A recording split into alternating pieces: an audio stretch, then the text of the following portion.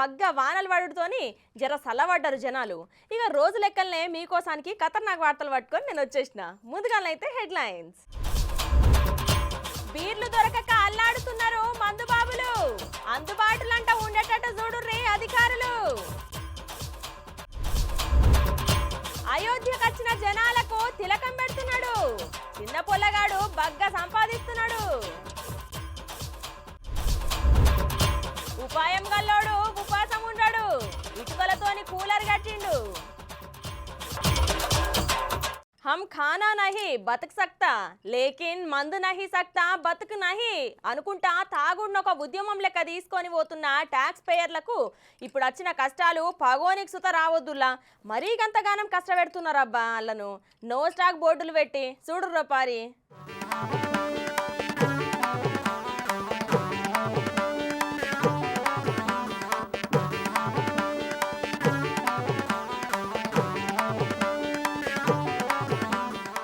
బార్ల బీర్లు లేవని బాధపడకు నేస్తమా, ఈసారికి హార్డు దాగి చిల్లవ్వరా. నేనేమి చేశాను నేరం, నాకెక్కడంటింది పాపం, బీర్లే విసుమా. ఏవైందమ్మో ఈనాడు బీర్లు దొరకట్లేదు, చినబోయాయి వైన్స్ ఆగమైతున్నారు బీర్ల వర్సు. ఇవి నేను వాడే పాటలు కాదుల్లా, బీర్లు తాగే బీర్ ప్రియులు వాడుతున్న పాటలు. ఇక ఈ దినాలల్లా తాగుబోతులకు ముఖ్యంగా బీర్ ప్రియులకు ఒక తీరుగా బాధ పెడుతున్నాడు పోరి సూర్యుడు. మరి గింత బగబగమండే ఎండలల్లా బీర్లు దొరకకపోతే బాధ పడరా అనుల్లా మందు తాగే మహారాజులు. అప్పుడెప్పుడో కరోనా టైంలో లాక్డౌన్ పెట్టి 45 దినాల తర్వాత వైన్ షాపులు తెరిస్తే క్యూ కట్టి నిలబడ్డట్టు అగో సేమ్ గదే తీర్లా ఇప్పుడు వైన్ షాపులు తెరిచుడే లేటు, పోయి లైన్ల నిలబడుతుర్రు బీర్ల కోసం. మరి అసలే ఎండలు ఈసారి బగ్గ కొడుతున్నాయి, ఎన్ని నీళ్లు తాగినా దూపార్తలేదా. అదే 2 బీర్లు కొడితే దూపతోని జర్రంత మత్తు కూడా ఎక్కుతుందని అనుకుంటే ఏ షాపుకు పోయినా బీర్స్ నో స్టాక్ అనే బోర్డు పెడుతున్నారు. ఇగో గిట్లా.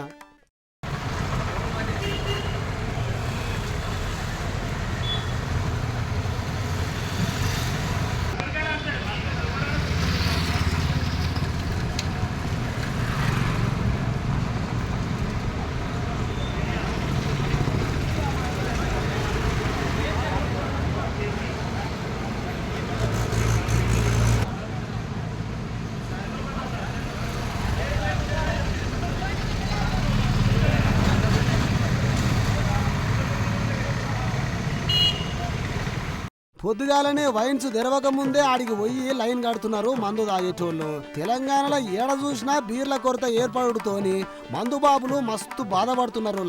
ఎండవేడికి తట్టుకోలేక సల్లటి బీర్ వేద్దామనేటోళ్ళ ఆశలు అడియాసలైతున్నాయి పోర్రి. పట్టణంలో ఉన్న అన్ని మద్యం దుకాణాలల్లా బీర్లు లేవనే బోర్డులు పెడుతున్నారు. ఇక బీర్లు ఇయాల వస్తాయనే సమాచారం అందుకున్న మందు బాబులు వైన్స్ తెరవక ముందుకే పోయి లైన్లు కట్టిరట. ఎప్పుడు తెరుస్తారు, ఎప్పుడు బీర్లు తీసుకుందామనే ఆతృతతోని క్యూ కట్టి ఎండల నిలబడి మరీ పెట్టల బీర్లు కొనుక్కొని పోయిర్రట మహబూబాబాద్ జిల్లాల. రేషన్ షాపు కొత్తగా రిలీజ్ అయిన సినిమాకు ఎట్లనైతే ఎగబడుతుంటారో జనాలు, అగో గట్లనే మందుబాబులు దుకాణాల ముందు నిలబడుతున్నారు పోర్రి. ఒక 2 వారాలకే గిట్లయితే ఇక 5-6 నెలలు అసలు బీరు దొరకకపోతే ఎంతమంది పానాలు పోతాయో పోర్రి. ఓ అధికారులు జర బీర్లనంట అందుబాటులో ఉంచుర్రి సార్లు.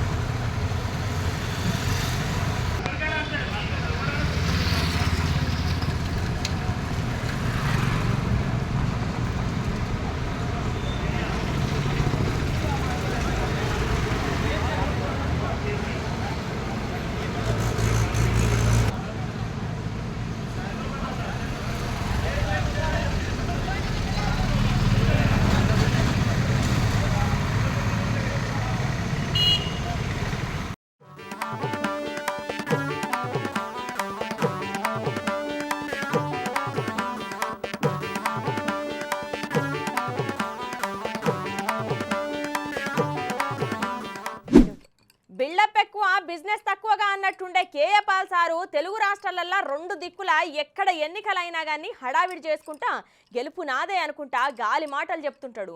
అయితే ఈసారి విశాఖ ఎంపీగా పోటీ చేస్తున్న పాల్ సారు అందరి లెక్క ఓట్లు అడిగితే ఏముంటది అనుకున్నాడో ఏమో కానీ ఇగో గిట్ల తాటి చెట్టు కింద ముంజలు కొడుతున్నాడులా. చూడురిగా కథ ఏందో.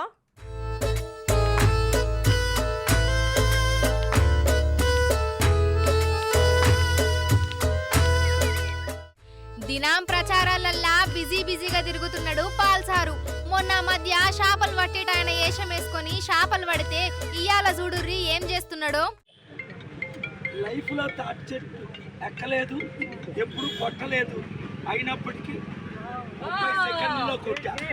ఏ పనైనా మనకు సాధ్యమే. పల్లె నుండి ప్రపంచానికి వెళ్ళాను, ప్రపంచం నుంచి పల్లెకి ఎందుకు వచ్చాను. రాష్ట్రం లక్షల కోట్ల అప్పు, కుటుంబానికి 5 కోట్లు అప్పు. అప్పు తీర్చే నాయుడు ఎవరు లేరు. స్పెషల్ స్టేటస్ తెచ్చారా, స్పెషల్ ప్యాకేజ్ తెచ్చారా, స్మార్ట్ సిటీలు కట్టారా, నిరుద్యోగులు కంపెనీలు తీసుకొచ్చారా, ఉద్యోగాలు ఇచ్చారా. ఎలక్షన్ ముందు 2000 ఇస్తారు.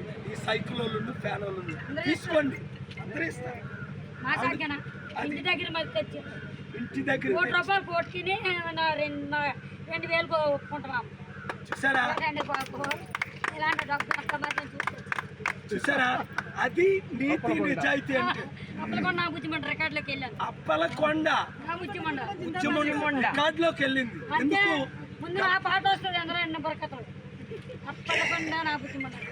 చూసారా, అది కనుక అమ్ముడుపోకండి. అప్పలకొండలాగే అమ్ముడుపోలేదు. కొండ గుర్తుకి ఓటేసి సీరియల్ నెంబర్ 14 విశాఖ ఎంపీగా నన్ను గెలిపించుకోండి. అప్పులు తీర్చుకోండి, అభివృద్ధి చేసుకోండి, ఉద్యోగాలు అందరికీ ఇస్తాం. ఒక్క అవకాశం. నమ్మినోళ్ళు అందరూ 10 మందికి 100 మందికి చెప్పి మే 13 సోమవారం దగ్గరుండి తీసుకొని వెళ్ళి సైకిల్ మర్చిపోండి, ఫ్యాన్ మర్చిపోండి, కొండను గుర్తించుకోండి. కొండ నీళ్ళు తాగిన వాళ్ళందరూ కోట్ల మంది బాగుపడ్డారు. సైకిల్ యాక్సిడెంట్ అయ్యి 1000 మంది చనిపోయారు, అంతే. ఫ్యాన్ ఊరేసుకొని 1000 మంది చనిపోయారు. కానీ కొండ ద్వారా ప్రపంచం బాగుపడింది. మీరు కొండను నింపండి ఓట్లతో. నేను మీ కుటుంబాలు, మీ ప్రాణాలు, మీ జీవితాన్ని అందరికీ వీడియో షేర్.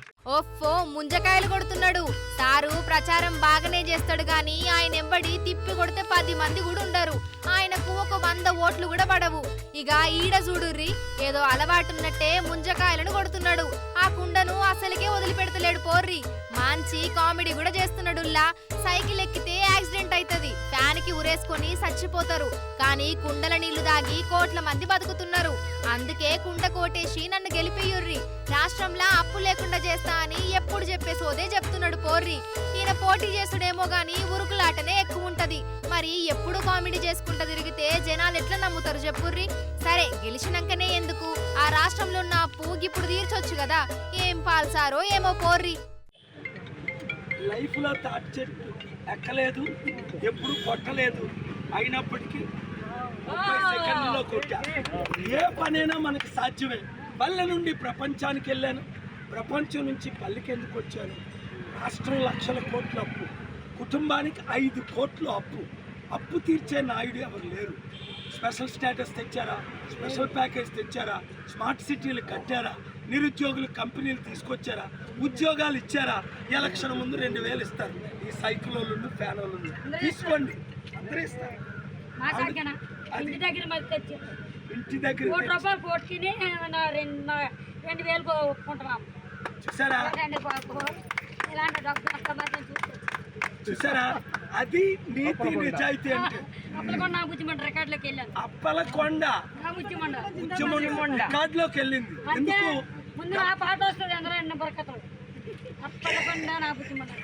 చూసారా, అది కనుక అమ్ముడుపోకండి. అప్పలకొండలాగే అమ్ముడుపోలేదు.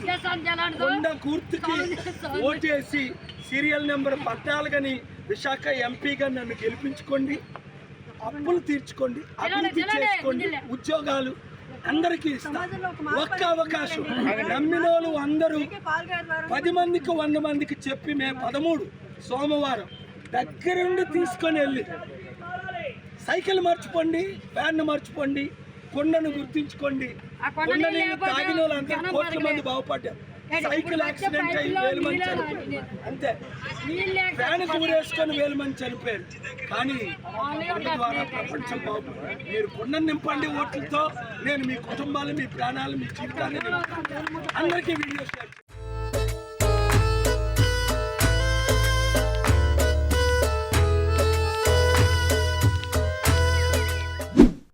మొన్న ఢిల్లీలో ఒక పిల్లగాడు చపాతీలు చేసుకుంటా కుటుంబాన్ని సాత్తాండు అని చెప్పుకున్నాం కదా.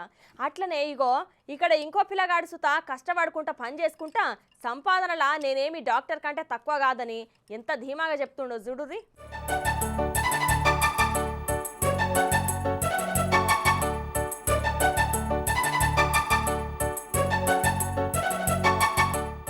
ఇక ఇప్పుడు దేశంలో ఉన్న హిందువులందరూ కూడా అయోధ్యలో ఉన్న రామ్లల్లాను చూసేటందుకు పోతుండ్రు.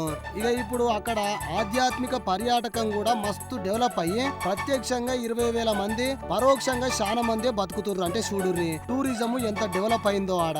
అయితే గట్ల పరోక్షంగా బతికే ఒక చిన్న పిల్లగాడు ఆడికి వచ్చే భక్తులకు గిట్ల బొట్టు పెట్టుకుంటా నెలకు ఎంత సంపాదిస్తుండో తెలుసా అనుల్లా. ఎందుకు లేటు గా పిల్లగాడిని అడుగుదాం. చెప్పు చిన్న, పొద్దున ఎన్ని గంటలకు వస్తావు? और रात को क्या करते हो सुबह उठ के? सिंदूर का काम कब तक? 10 बजे तक। ఓహో, పొద్దున 6 గంటలకు వెళ్ళి రాత్రి 10 గంటల వరకు. సరే గాని సింధూర తిలకాలు ఎన్ని పెడతావు రోజు? कितना? 1000। 1000 రూపాయలా? అది సరే, మరి చందనం దిద్దినందుకు ఎంత వస్తాయి? 500। 500? అబ్బో, మంచిగానే ఉన్నదిగా సంపాదన. 1500 దగ్గర దగ్గర 1500 అంటే నెలకు 45,000 అన్నట్టు. అంటే ఒక సాధారణ డాక్టర్ సంపాదనతోని సమానంగా నీ సంపాదన ఉంది. डॉक्टर से कम समझे हो क्या? అరే అరే, నేనేమైనా డాక్టర్ కంటే తక్కువ అనుకున్నావా అనుకుంటా. ఎంత ధీమాగా చెప్పుకుంటా పోతున్నాడో చూడుర్రి. ఇక తమ్ముని కాన్ఫిడెన్స్ అయితే సూపర్ పోర్రి. ఇప్పుడే గిట్లుంటే ఇక ఈ పిల్లగాడు చక్కగా చదువుకుంటే దేశం గర్వపడేటట్టు చేసుడు ఖాయమేనుల్లా. ఇక దేశంలో ఉన్న కొంతమంది మాత్రం నా చదువుకు తగ్గ ఉద్యోగం రాలేదు, నేను గవర్నమెంట్ కోల్పు అయితేనే చేస్తా అని చేతులు కట్టుకొని కూర్చునేటోళ్ళు ఈ పిల్లగాని సంపాదన చూసి మస్తు నేర్చుకోవాలి పోర్రి. गोलू तो तू कुछ नौकरी वोकरी नहीं ढूंढेगा, यही काम अच्छा है। बोल, हंस मत। नौकर रखेगा। सुन इधर आ गोलू, बाकी लोगों को भी बता, जो हमारे देश में ना बहुत सारे लोग हैं जो नौकरी नौकरी चिल्लाते रहते हैं। कितने बजे उठता है सुबह? कितने बजे उठता है सुबह? 6 बजे। और रात को क्या करते हो सुबह उठ के? सिंदूर। सिंदूर का काम कब तक? 10 बजे तक। और कितनी कमाई हो जाती है उससे? 1000। कितना? 1000। और फिर सिंदूर के बाद चंदन। और ये कब तक चलता है? 8 बजे तक। और उसमें कितना हो जाता है? सच बताना। 500। मतलब सुबह से शाम तक घाट के किनारे रह के खा पी के 1000-1500 हो जाते हैं। मतलब तेरी सैलरी डॉक्टर के बराबर है। 45,000 है। डॉक्टर से कम समझे हो क्या?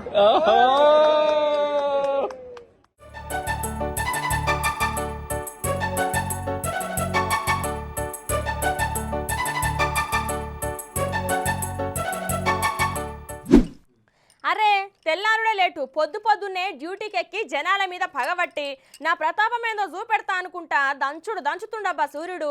ఇక ఎండవేడికెంచి తప్పించుకునేటందుకు ఎవ్వరు తిప్పలాలు పడుతుర్రు. ఇక గట్టిగా పైసలు ఉన్నోళ్ళైతే ఏసీలు, మంచి ఖరీదైన కూలర్లు కొనుక్కుంటారు.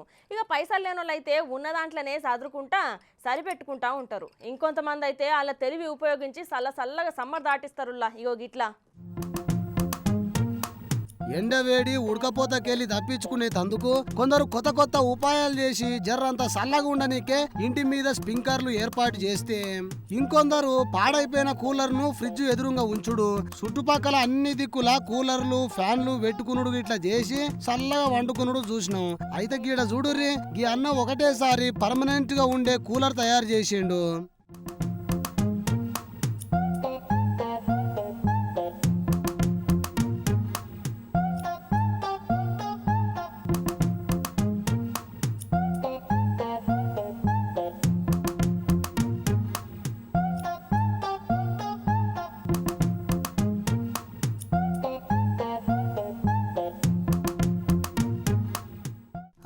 చూసిరు కదా ఊకే ఏం కొంటాం కూలర్ అనుకున్నట్టున్నాడులా వచ్చిన పనే కదా అని కొత్తగా థింకింగ్ చేసి మంచిగా ఇంట్లోనే ఓ మూల చూసుకొని ఇటుకలతోని కూలర్ ఆకారంలో వేర్చి ఫ్యాన్ కోసం ఇంత జాగా వదిలి అందులో ఓ ఫ్యాన్ పెట్టిండు. అట్లనే ముందు దిక్కు కూలర్ కు ఉన్నట్టుగానే కాటన్ ను కూడా ఏర్పాటు చేసిండు.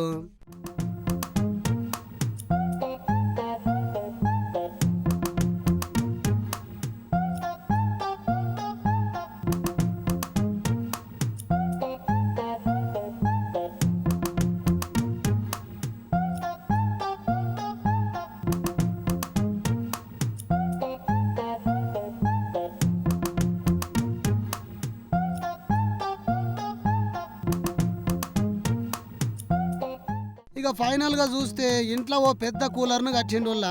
ఇక ఈయనకు వచ్చిన ఐడియా మామూలు ఐడియా కాదుల్లో, ఏకంగా ఇంటినే ఏసీగా మార్చుకున్నాడు పొర్రి. ఒక్కసారి ఇటుకలు కొంటే అయిపోయి లైఫ్ లాంగ్ ఉంటది కదా గీ కూలరు. ఇక గీ ఐడియా నచ్చితే ట్రై చేయరు మీరు కూడా.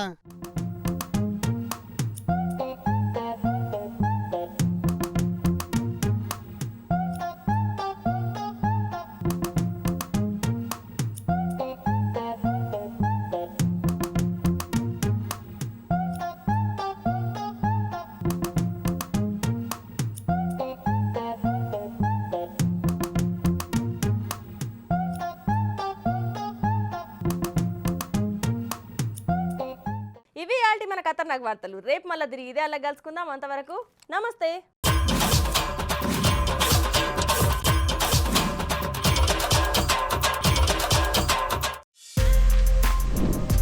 For more videos like this, subscribe Big TV channel.